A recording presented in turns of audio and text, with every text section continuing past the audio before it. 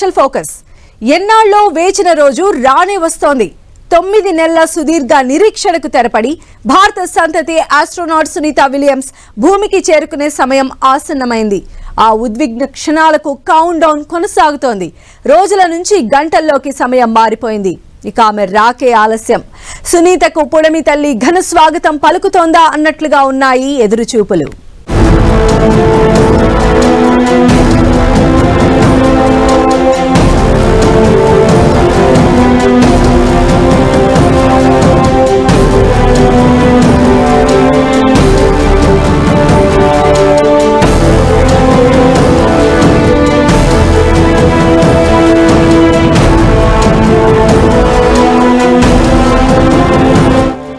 సంతతి astronaut Sunita Williams will come back. 9 నెలల నిరీక్షణకు తెర. భూమిపైకి తిరిగొచ్చే ఉద్విగ్న క్షణాలకు కౌంట్ డౌన్. ఎన్నో అడ్డంకులు, మరెన్నో అయోమయ పరిస్థితులు.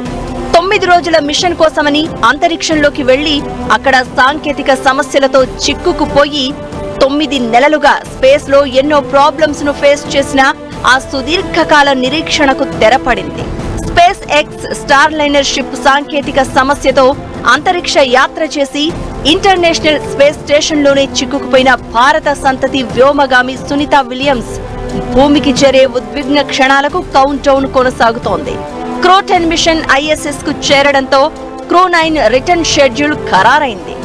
వాతావరణం కూడా ఆస్ట్రోనాట్స్ ను భూమిపైకి తీసుకొచ్చేందుకు అనుకూలంగానే ఉందని నాసా చెబుతోంది. అన్ని అనుకున్నట్లు కొనసాగితే చెప్పిన సమయానికన్నా కాస్త ముందుగానే ఆస్ట్రోనాట్స్ సునీత విలియమ్స్, విల్మోర్లు భూమిపై అడుగుపెట్టే ఛాన్స్ ఉంది. ఈ మొత్తం రిటర్న్ జర్నీ ప్రాసెస్ ను నాసా అఫీషియల్ వెబ్సైట్ లో లైవ్ స్ట్రీమింగ్ ఇవ్వనున్నారు.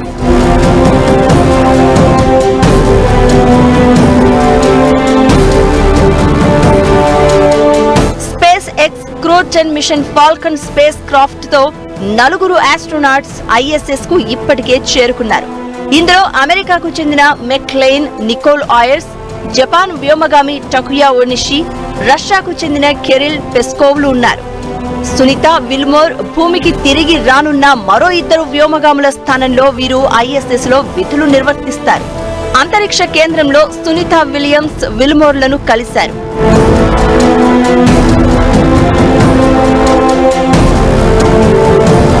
గత ఏడాది సెప్టెంబర్ నెలలో క్రూ 9 డ్రాగన్ మిషన్ అంతరిక్ష కేంద్రానికి వెళ్లింది.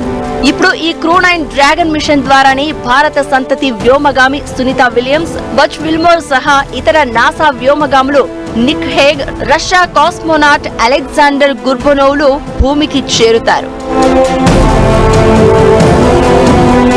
భారత కాలమానం ప్రకారం మంగళవారం ఉదయం 8 గంటల 15 నిమిషాలకు క్రూ డ్రాగన్ వ్యోమనౌక హ్యాచ్ మూసివేత ప్రక్రియ, మంగళవారం ఉదయం 10 గంటల 30 నిమిషాలకు అన్డాకింగ్ ప్రక్రియ జరిగి మార్చి 19న అంటే బుధవారం ఉదయం 3 గంటల 37 నిమిషాలకు స్పేస్ క్రాఫ్ట్ భూమికి చేరనుంది.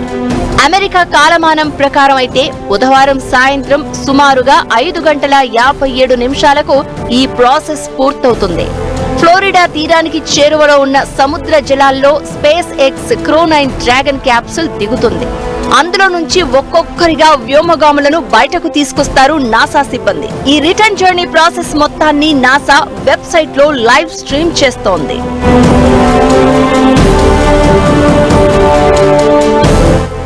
అంతరిక్ష వ్యోమనౌక భూమికి 400 కిలోమీటర్ల ఎత్తు నుంచి మెల్లగా వేగాన్ని తగ్గించుకుని భూ వాతావరణ కక్షలోకి తిరిగి వస్తుంది. ఈ స్టేజ్ చాలా కీలకం, డేంజరస్ కూడా. ఒక్కసారిగా భూ వాతావరణంలోకి రావడంతో వాయువుల కారణంగా వాతావరణంలో మార్పులుంటాయి. అధిక ఉష్ణోగ్రతల్ని స్పేస్ క్రాఫ్ట్ ఫేస్ చేయాల్సి ఉంటుంది. అందుకే ఈ తీవ్రమైన ఉష్ణోగ్రతల మార్పులను తట్టుకునేలా శరీరం మొత్తం కప్పి ఉంచే ప్రత్యేకమైన దుస్తులు, కవచాల్ని వ్యోమగాములు ధరిస్తారు. పారాచూట్లు కూడా అందుబాటులో ఉంటాయి. భూమిపైకి వచ్చే కొద్దీ ఉష్ణ కారకాలు, వాయువుల కారణంగా వస్తువులు మండుతాయి. స్పేస్ క్రాఫ్ట్ క్యాప్సూల్ కూడా ఇలా మండుతుంది. అతి తీవ్రమైన ఉష్ణోగ్రతల నుంచి సేఫ్ గా భూమికి చేరేందుకు నాసా AMES వంటి పరిశోధనా సంస్థలు రూపొందించిన రకరకాల శరీర కవచాల్ని ఉపయోగిస్తోంది. 1990లలో అభివృద్ధి చేసిన heat shield, phenolic impregnated carbon అబ్లేటర్ అనే ఉష్ణ కవచాన్ని నేటికి కూడా ఉపయోగిస్తున్నారు. అయితే PICAX అనే కవచాలను ఎలన్ మస్క్ కు చెందిన స్పేస్ ఎక్స్ మిషన్స్ కోసం ఉపయోగిస్తోంది. ఒకటి, ఎముకల్లో డెన్సిటీ సాంద్రత తగ్గిపోయే అవకాశం ఉంటుంది. అలాగే కండరాలు బలహీనపడే అవకాశం ఉంటుంది. గుండె కూడా ఒక కండరమే కాబట్టి గుండెకి ఎక్కువగా పనిచేయాల్సిన అవసరం ఉండదు కాబట్టి గుండె కండరాలు కూడా బలహీనపడే అవకాశం ఉంటుంది. తలకి ఇన్నాళ్ళు బాడీతో పోల్చుకుంటే తలకి వాళ్ళకి ఎక్కువ బ్లడ్ సప్లై చేసే వ్యవస్థకి హార్ట్ అలవాటైపోయి ఉంటుంది, సిస్టమ్ అలవాటైపోయి ఉంటుంది. ఇక్కడ భూమి మీదకి వచ్చిన తర్వాత మళ్ళీ అవన్నీ కూడా సర్దుబాటు జరగడానికి కొంత టైం పడుతుంది. స్పేస్ క్రాఫ్ట్ భూమి నుంచి 10 కిలోమీటర్ల వేగంతో 50 కిలోమీటర్ల ఎత్తులో ప్రయాణించినప్పుడు దాని వేగం బాగా తగ్గుతుంది. అంతరిక్ష నౌక వేగం గంటకు 39,000 కిలోమీటర్ల నుంచి గంటకు 800 కిలోమీటర్ల వేగానికి నిమిషాల వ్యవధిలోనే తగ్గిపోతుంది. భూ వాతావరణంలో గంటకు 800 కిలోమీటర్ల వేగంతో కిందకు ప్రయాణించడం కూడా అంత సురక్షితం కాదు. అందుకే అంతరిక్ష నౌక భూమిని చేరే కొద్దీ వేగాన్ని తగ్గించడానికి రకరకాల దశల్లో రకరకాల పద్ధతుల్లో వేగాన్ని నియంత్రిస్తారు. అవసరమైన చోట పారాచూట్లను ఉపయోగిస్తారు. ఇలాంటి ప్రతికూల పరిస్థితుల్లో ప్రయాణం అంతా ఆషామాషీ విషయం కాదు. అందుకే స్పేస్ క్రాఫ్ట్ లోని క్యాప్సుల్లోనే వ్యోమగాములు సేఫ్ గా ఉండగలరు. వారిని మెల్లగా క్యాప్సుల్ తో సహా సముద్రంలో దించుతారు. దీనికి సముద్రపు వాతావరణం కూడా అనుకూలంగా ఉండాలి. ఇవన్నీ అనుక్షణం అంతరిక్ష కేంద్రం నుంచి శాస్త్రవేత్తలు మానిటరింగ్, కంట్రోలింగ్ చేస్తూ ఆస్ట్రోనాట్స్ ను భూమికి చేరేలా చేస్తారు. అలా వ్యోమగాముల అంతరిక్ష యాత్ర పూర్తవుతుంది. అంతరిక్ష యాత్ర అంటే అంత ఆషామాషి కాదు. పైగా వారం రోజుల కోసమని వెళ్లిన సునీతా విలియమ్స్, విల్మోర్లు 9 నెలలుగా అక్కడే చిక్కుకుపోయారు. ఈ 9 నెలల స్పేస్ జర్నీలో ఎన్నో అడ్డంకుల్ని అవలీలగా అధిగమించారు. కానీ భూమికి చేరాక కూడా వాళ్లకు కొన్ని సవాళ్లు తప్పవట. నింగిలోనే ఆకాశమంతా ధైర్యంతో ఉన్న సునీత నేలకు వచ్చాక ఇక్కడి ప్రతిబంధకాల్ని ఎదుర్కోవడం ఎంత? ఆమె రాక కోసం యావత్ ప్రపంచం సుస్వాగతం సునీత అంటూ ఎదురు చూస్తూ ఉంది. అంతరిక్ష యాత్ర అంటేనే సంక్లిష్టమైన సాహస యాత్ర చేయడం, అనుక్షణం సవాళ్లతో ఎదురీదడం.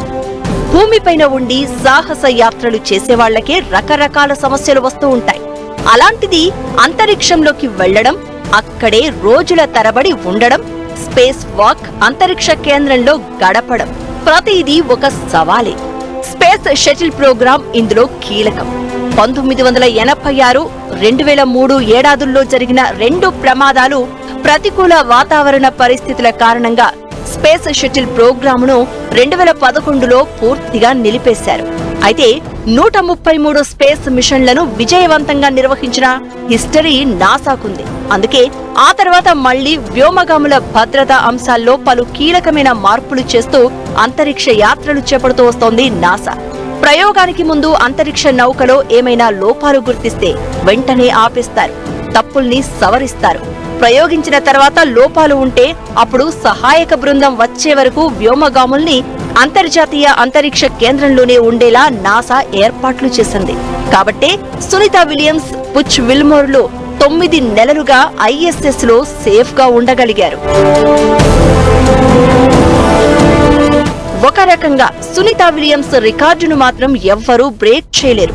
వారం రోజుల మిషన్ అని స్టార్ లైనర్ స్పేస్ క్రాఫ్ట్ లో 2024 జూన్ 5న టెస్ట్ మిషన్ కోసం అంతరిక్ష యాత్ర చేశారు సునీతా విలియమ్స్. ఆమెతో పాటు మరో ఆస్ట్రోనాట్ విల్మోర్ కూడా వెళ్లారు. కానీ తిరుగు ప్రయాణంలో స్టార్ లైనర్ లో సాంకేతిక సమస్య ఏర్పడింది. థ్రస్టర్లు సరిగా పనిచేయలేదు, హీలియం గ్యాస్ లీకేజ్ అయింది.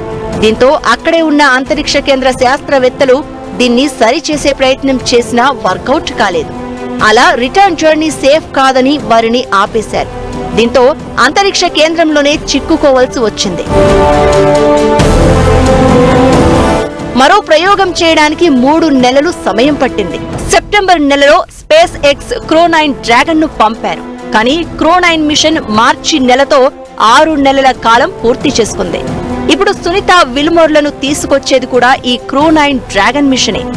ఇన్ని రోజుల పాటు అంతరిక్షంలో గడపడం అంత సేఫ్ కాదని వైద్యులంటున్నారు. భూమిపైన ఆక్సిజన్, ఇతర జీవ వాయువులు ఉంటాయి. అంతరిక్ష కేంద్రంలో ఇవి చాలా స్వల్పంగా ఉంటాయి. జీరో గ్రావిటీ కారణంగా మనుషులు అంతరిక్షంలో తేలుతూ తిరుగుతూ ఉంటారు. నడవటం అనే మాటే లేదు. అందుకే శరీరంలో చాలా మార్పులు, ఆరోగ్య సమస్యలు ఏర్పడుతూ ఉంటాయి. వీటిని ఎదుర్కొనేందుకు ప్రత్యేక వ్యాయామాలు చేస్తూ శరీరానికి కావలసిన శక్తి కోసం స్పెషల్ ఫుడ్ ను తీసుకుంటూ ఉంటారు. దీర్ఘకాలం అంతరిక్ష కేంద్రంలో గడపడం వల్ల ఎముకల బలహీనత, గుండె, ఊపిరితిత్తుల సమస్యలు, రక్త కణాల తగ్గుదల, ఇలా చాలా ఆరోగ్య సమస్యలు కిందకు వచ్చాక ఆస్ట్రోనాట్స్ ఎదుర్కోవాల్సి ఉంటుంది. ఇట్లాంటి క్రిటికల్ టెక్నాలజీ వాడేటప్పుడు మనకి ఒక స్టాండ్ బై అంటూ ఉండాలి. ఆ స్టాండ్ బైలు పెట్టుకోవాలి. ఆ తర్వాత రీఎంట్రీ తీసుకొచ్చేటప్పుడు రీఎంట్రీలో ఈ యొక్క క్యాప్సూల్ అధిక ఉష్ణానికి లోనవుతుంది. తీసుకెళ్ళినప్పుడు అనుభవజ్ఞులను తీసుకెళ్లారు కాబట్టి సరిపోయింది. లేదా అనుభవం లేని వాళ్ళని తీసుకెళ్ళి ఉంటే ఈ పాటికి కంగారు పడి ఉండేవాళ్ళు. సో ఇటువంటి పాఠాలు ఎన్నో నేర్పిందని అనుకోవచ్చు మనం. భూమికి చేరగానే వాళ్ల శరీరం వారికి ఎంతో భారంగా అనిపిస్తుంది. కొన్నాళ్ల వరకు కనీసం చిన్న వస్తువును కూడా ఎత్తలేరు. బాడీపై బ్యాలెన్సింగ్ ఉండదు. దీంతో మళ్లీ పసి పిల్లల్లా పాదాలను భూమిపై పెట్టి అడుగులు వేయడం ప్రాక్టీస్ చేయాల్సి ఉంటుంది. ఇలాంటి సమస్యలుంటాయని తెలిసినా సునీత చాలా ధైర్యంగా స్పేస్ లైఫ్ లీడ్ చేశారు. తిరిగి వచ్చే మిషన్ ఆలస్యమవుతుందన్నా చాలా మనోధైర్యం, గుండె నిబ్బరంతో సహనం కోల్పోకుండా ఎదురుచూశారు. దీన్ని సమస్యలా భయపడకుండా సదవకాశంగా తీసుకున్నారు. ఎక్కువ కాలం అంతరిక్ష కేంద్రంలో ఉంటూ ఈ 9 నెలలు క్రూ9తో కలిసి స్పేస్ వాక్, అంతరిక్షంలో మొక్కల పెంపకం సహా చాలా ప్రయోగాలు చేస్తూ గడిపారు. ఇప్పుడు సునీత భూమికి తిరిగొచ్చేందుకు క్రూ9 డ్రాగన్ స్పేస్ క్రాఫ్ట్ తో భూమికి చేరుతున్నారు. దీంతో 4 రకాల అంతరిక్ష నౌకల్ని ఇప్పటివరకు ప్రయాణించిన తొలి మహిళా వ్యోమగామిగా ఆమె మరో రికార్డుకు ఎక్కనున్నారు. ఈ మిషన్ కు పైలట్ గా నాసా ఆస్ట్రోనాట్ నిక్ హేగ్ వ్యవహరిస్తున్నారు. చాలా రోజుల నిరీక్షణ తర్వాత ఈ బృందంతో సునీత, విల్మోర్ భూమికి చేరుతూ ఉండడం అందరిలోనూ ఉత్కంఠ నెలకొంది. వాళ్లు సేఫ్ గా భూమికి చేరాలని అంతా ప్రార్థిస్తున్నారు. మీ ధైర్యం ఆకాశమంతా. Sunita Williams, welcome back.